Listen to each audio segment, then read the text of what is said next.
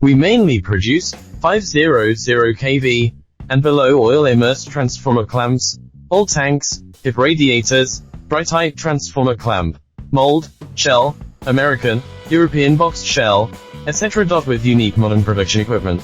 Total of 7 production lines. Professional scientific and technological personnel. Perfect production technology, advanced management mode, to provide customers with more perfect services. The oil tank is the shell of the transformer, which contains the iron core and windings and is filled with transformer oil, so that the iron core and windings are immersed in oil. Transformer oil plays the role of insulation and heat dissipation.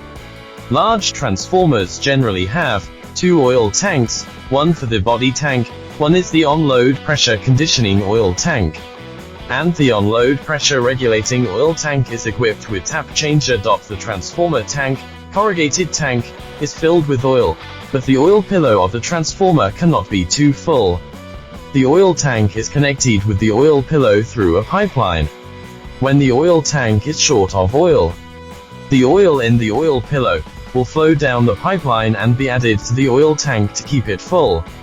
At the same time, when the transformer load increases, the oil temperature increases, the transformer oil expands, and the tank is not filled.